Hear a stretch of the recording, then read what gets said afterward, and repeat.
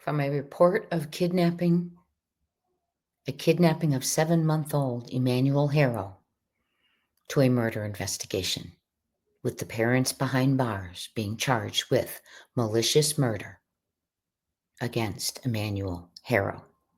Although his remains have not been found, police do believe Emmanuel to be deceased and that it could have happened 9 days prior to the report that he had been kidnapped. On August 14th, he was reported kidnapped, and law enforcement thinks he could have been unalived as early as August 5th. Let's listen to this press conference together. This occurred today, about 3 hours ago. We will listen to it, and I will come in at the end and we will talk about what they said. And periodically throughout, I will stop so I can give my commentary. County Sheriff Shannon Dykes. Thank you, Mike. To Mike's point, I want to thank all of you in the media for covering this, specifically the parents' initial statements to the public while we were trying to find Emmanuel. They became critical as we continued through this investigation. But I want to talk about a little bit about the process because we've seen a number of questions related to Amber Alerts and things like that. So I hope when I finish this that everybody understand kind of the course of the investigation. But the investigation started for us on August 14th. When Rebecca Haro reported that her son had been kidnapped. Folks, within 24 hours through video surveillance, we found inconsistencies in Rebecca's statement. And as a result of that, there was no other vehicle to put out on an Amber Alert or anything. And I know many of you were wondering why that didn't occur. But really, after finding out those inconsistencies in the statement on the initial report, that's where hundreds of hours of investigations have come in by our specialized investigations division to try to get to the bottom of what's really going on here. And when I say hundreds of hours, I'm talking about forensic data on vehicles, phones, and potential crime scenes, judicial authorized search warrants that were served. And through that process, that's where we learned that the jurisdiction of where this has occurred was in Riverside County. So hence the Riverside County DA and Riverside County Sheriff's Department, which I can't stress enough. We've had a long-term partnership. We work well together and we know how to get things done in these environments. But that's why the jurisdiction had changed from the original jurisdiction that was reported in, which is Yucaipa, California. But as we went through that portion of the investigation and realized that these things that had happened in Riverside County, you saw the culmination of all the different entities get involved. And going back to what Mike mentioned about the DA's office in San Bernardino County and high-tech crimes, forensically, there are a number of things that we were able to prove up that we're not going to be able to share today exactly how we did that, but there is a tremendous amount of evidence that suggests that the initial story posed was not the correct story. So in that partnership with our agencies, I'm going to introduce my partner, Chad Bianco, where this crossover occurred at Riverside, and we reached out to Mike, who's obviously filing the case, and of course, Chad, to assist us in the investigation. Chad? Thank you. Like Sheriff Dykes, I just want to thank all of you for, especially the normal mainstream media, for your attention to this and for your cooperation in this as we were assisting San Bernardino in this investigation, trying to originally find a missing baby, but then eventually quickly learning that that investigation was not something that it started as. Not so much for social media and keyboard warriors who quite honestly sometimes hamper and prevent us from a good investigation. I do want to expand a little bit about our relationship with San Bernardino. A lot from the media, a lot of questions have been raised about jurisdiction. And what Sheriff Dykes and I routinely talk about to our own communities isn't really necessarily displayed in the media or said to the media, but neither one of us care about jurisdiction. Our belief is that the Inland Empire is better served when we are cooperating and working together. And in this investigation from the very beginning, it was obvious that it could involve both counties. When something like that happens, particularly in this case, the original investigation began with Sheriff Dykes, and If he chooses to take it to the end, he will, which obviously he did. And my position is Sheriff Dicus is responsible for this and the assistance of my department. So there is no asking us. There is no anything like that. It is, we have to serve our public best, and he has every single available resource that the Riverside County Sheriff's Office has to offer to make sure that we provide justice in this case. This is an extensive investigation with both agencies that ultimately is headed by the supervisor of the Detective Bureau from the Sheriff's Office in San Bernardino. But the cooperation, as you can see, between the both counties is what is going to bring this to a successful conclusion. There is absolutely nothing, no crime more important than the injury of a human being, particularly a child. And the amount of resources that were expended to find this baby and to ultimately bring the people to justice responsible for the loss of this baby, I can't even tell you the amount of resources that were expended in this. It is a massive investigation that will obviously be ongoing, and we appreciate your efforts. This involves a lot of things, though, from us, and hopefully there are more questions to be answered, but I'll end it by saying this before we get into more questions specifically about this case.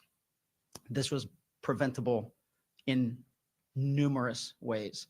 The amount of response we have had from the public, the enormous anger that a child was not only originally thought to be kidnapped, but then presumably murdered, kind of warms my heart a little bit, that there is compassion still out there. There is care about other people. There is, people actually do care about other people.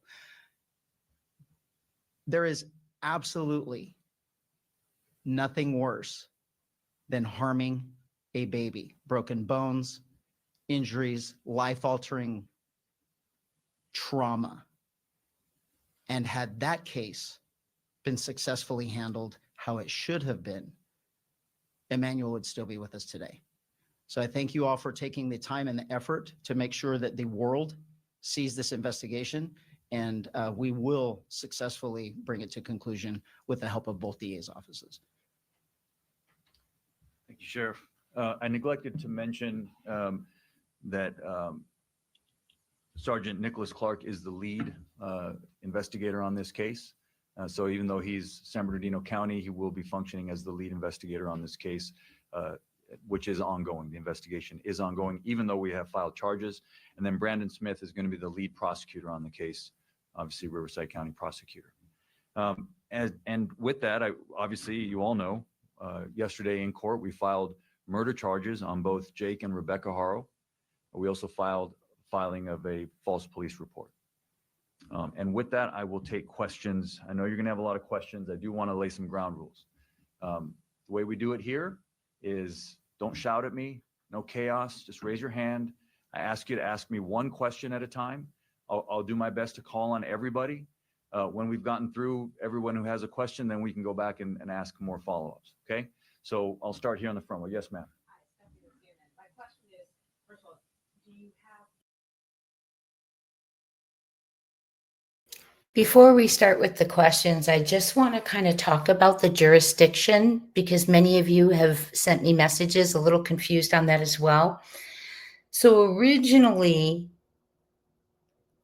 it was reported as Yucaipa, California, that this occurred. And what they found out is that, so they found out it is indeed in Riverside County. So San Bernardino County Sheriff's Office was involved, but then they found out it is in the jurisdiction where it happened at the Big Five of Riverside County. So they're both pitching in together, working together. The lead detective is Sergeant Nicholas Clark from San Bernardino County Sheriff's Office, and the lead prosecutor will be Brandon Smith. Okay, so it was falsely reported as a kidnapping, is now a murder. The public is outraged. Obviously, it's just like a recap of Susan Smith, right? The parents are behind bars, Jake and Rebecca Haro. Now, Jake had a shocking charge in 2018, and that is what they are talking about the broken bones and injuries. If he had been behind bars for that, Emmanuels would still be with us today.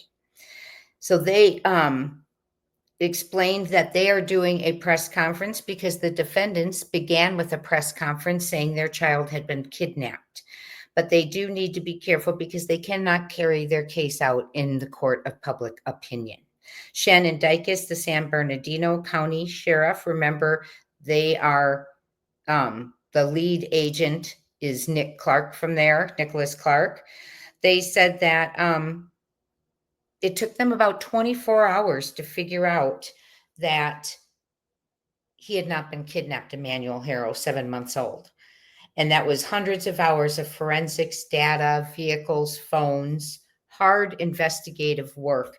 So when they filed that Amber Alert, that is why they did not provide a vehicle description. And I love the way the law enforcement is informing the public as to why there was no vehicle description. I think that could occur in another case, but we'll talk about that tomorrow. Okay.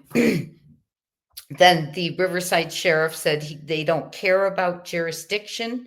They have routinely told both their communities, San Bernardino and Riverside counties, that they work together, that the empires are better served when they serve together. What a refreshing attitude. It is an extensive and ongoing. They are going to get justice for Emmanuel. It is massive. This could have been prevented. And he means that by if Jake had been behind bars for a 2018 charge, which resulted in a baby, broken bones, injuries, and they're going to tell you a little bit about that coming up, and it is a trigger warning. Could have been prevented, and we need to get our court systems to stop letting criminals walk. They hurt, they kill, they kidnap, they SA, and they need to stay behind bars. Now let's get to the question and answering. We are all caught up on what they have discussed. Hit that thumbs up if you would. This is very important information. Any idea where baby Emmanuel is at this point? I'll go back a second.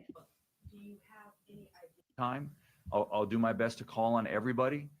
When we've gotten through everyone who has a question, then we can go back and ask more follow-ups. Okay. So I'll start here on the front row. Yes, ma'am. Hi, Stephanie with CNN. My question is, first of all, do you have any idea where baby Emmanuel is at this point? You know, yes, we have a pretty strong indication of where the remains of baby Emmanuel are. So that investigation is ongoing at this time. Yes, go ahead. Matt Johnson, Court TV. What was the information that led to the initial search off the 60 in Moreno Valley? Sheriff, you want to take that? I'm not going to go into grave detail about that, but there is some level of cooperation with the suspects involved in this, and we're trying to locate that. And our job is to follow every lead. But for the rest of the room here, we have to understand what you're dealing with is an experienced child abuser that is aware of a previous case, that is aware of evidentiary things that we are certainly concerned with. So we're going to take every step to not only work with any suspect or witness involved in this, because at the end of the day, Yes, sir. Eddie with Action Eye News. I noticed on the arrest records and booking records that they do have Jake Haro as murder with malice and also another murder charge as well. Is there a second murderer? Can you explain why there's two? We charged both Jake and Rebecca with murder. Who's next? Yeah, go ahead, Rob. This is in reference to what Chad was talking about, but can you go into some detail about that case in 2023 and what happened there? Sure. And from my understanding, this is a suspended sentence. Yes, I will. So in 2018, Jake Haro with his ex-wife there's another child who they were prosecuted for child abuse as well, child neglect, cruelty. That child was also an infant, and that came to the courts, arrested in 2018. It came in to the courts in 2023. We had charged various felony crimes, child abuse, child cruelty, and our indication or our what we wanted out of the case was prison. We believed it was a prison case, and that Jake Haro should have gone to prison. Jake Haro pled straight up to the court, which sometimes reporters get this wrong, and you call it a plea bargain. Judges are not allowed to plea bargain. Defendants can plea bargain with the prosecutor, but when a defendant pleads up to the court, they plead to everything that they've been charged with, and they're essentially throwing themselves on the mercy of the court. In this case, a judge here in Riverside County, happened to have been a visiting judge from San Bernardino County, gave Mr. Haro a suspended sentence, which means, if I can translate for you what that is, it means that instead of sending him to prison, he chose to give him probation and suspend prison time sort of over his head, meaning that if he violated his probation, he would then go to prison. My prosecutor in the courtroom objected to that and said on the record, we object. We think it's a prison case. You should send him to prison. And the judge decided, as is the judge's right to do in that case, he decided that Mr. Haro deserved an extra break and gave him probation and basically 180 days of work release, which ends up being like community service. I will say that it was an outrageous error in judgment by this judge. And I don't have any problem saying that. I'm not attacking the judge personally. That decision was absolutely outrageous. Mr. Haro should have been in prison at the time that this crime happened. And if that judge had done his job as he should have done, Emmanuel would be alive today. And that's a shame, and it's an outrage. And I hate to say that, but when our criminal justice system breaks down, I'm going to just call it like it is and tell you it broke down. It's not how it's supposed to work. The judge had obviously meant well. At the end of their sentence, he told Jake, I'm giving you a big break today. Don't mess it up. But I want to point something out to you. I want to read to you the injuries. That the child's name is Carolina. She is still alive today, but she is permanently bedridden. She has permanent damage, cerebral palsy, that is a result of long-term child abuse.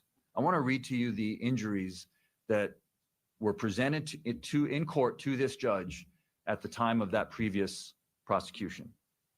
Acute fracture of the posterior left rib, fifth rib, healing fractures of the posterior lateral 6th, 7th, and 10th through 12th ribs, healing fractures of the 6th and 9th through 12th ribs, partial bone fracture of the skull, brain hemorrhage, significant prevertebral soft tissue swelling of the neck, and a healing tibia fracture of the right leg.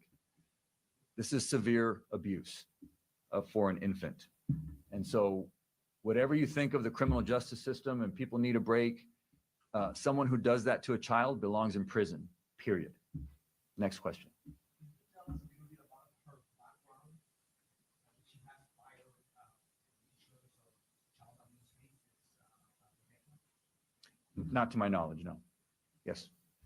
For some experts that look at how Emmanuel's eyes are and said that basically one of the signs is shaky baby syndrome, do you believe that he has just been blind the way he's in videos and does have the eye, I guess the eye for lack of a better word? Do you believe that he was shaken before that?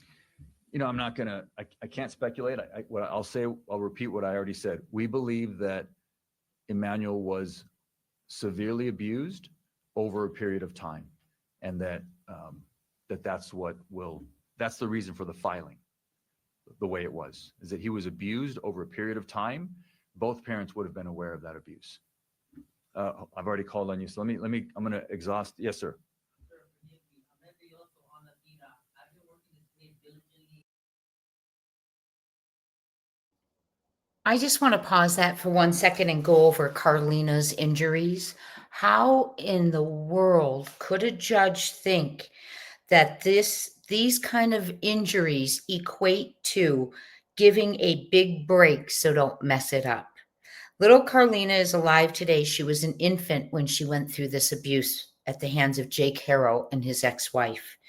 She is permanently bedridden. She has permanent damage. She has cerebral palsy, which she contracted from long-term child A. She has a fracture of her left fifth rib, healing fractures of her 6th, 7th, 10th, and 12th ribs, and 6th and 9th ribs as well, part bone fracture of the skull, brain damage, and a healing tibia fracture. And this judge felt like that man should get a break. He should get a break while the little girl is bedridden for life. We need to do better. Stand up for justice and the victims and come hard on the criminals. So many criminals nowadays are not afraid of the sheriffs, the law enforcement, or the justice because of what instances like this. Poor Carlina, my prayers go up to her.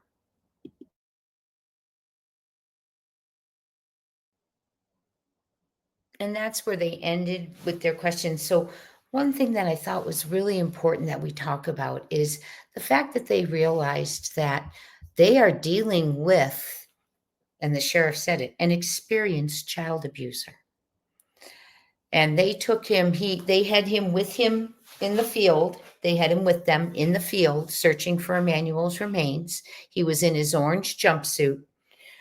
And they said he was some kind of assistance. However, then he said, remember, we're dealing with an experienced child abuser. So they're watching him, they're profiling him, they're paying attention to what he says and taking things with a grain of salt. By the way, if you look at Emmanuel's picture here, look at his left eye. It looks swollen, the lid looks swollen. Whew. Okay, so Emmanuel, they believe,